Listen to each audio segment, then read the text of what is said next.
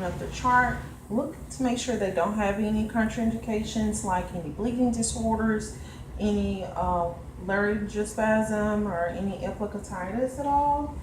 So we've done that. We're going to knock on our patient's door. Go ahead and introduce ourselves. Hi, I'm Kimberly from Respiratory Care. I'm from the respiratory therapy student. Let them know that I'm going to go ahead and suction you today. We're going to do our 2 patient identifiers. Go ahead and get permission to suction the patient. Let them know how we're going to suction them. We're going to wash our hands, dry them off, clean off. So we have our suction tubing. What we're going to do, our suction tubing, first we're going to put this little drape on here. Make sure the patient mask there. We're going to connect our tubing here to our suction connector. They're already on oxygen, so we're going to beef that oxygen up to 100%. And they're currently running at 4 liters a minute. So we've taken that all the way up to 15 liter. So what we want to do is open up our suction kit. We're going to take our nasal saline here, put it at the bottom of our tray.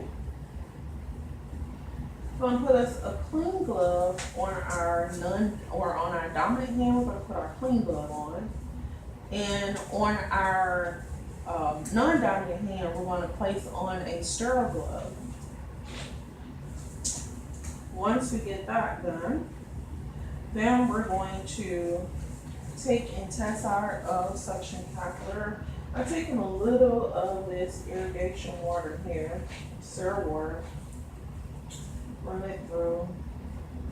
Okay, so we're going to go ahead and remove our patient's mask. Now, as we're going down, we want to make sure that we have our patient in a comfortable position. We are replacing that prior to hooking up the tubing and everything else. So we're going to follow down the nose here, all the way down here to the septum. All right.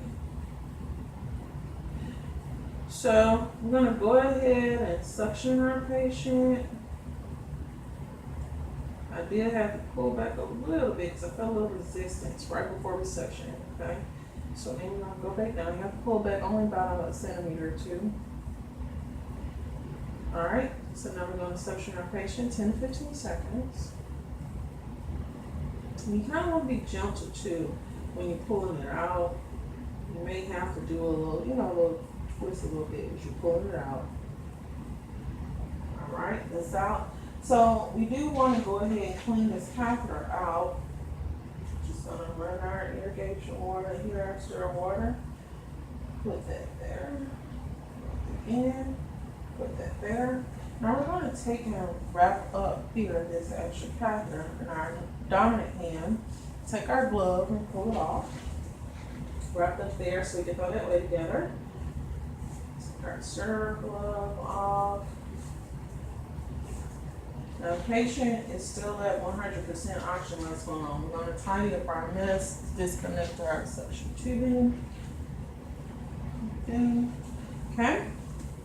So we're going to go ahead and turn this patient back down from that 100 liter, 100%. I'll say 100 liter. I'm going to say 100%. Back down to our 4 liters. Now, I want to talk to them a few seconds. Yeah, make sure they're in a comfortable position.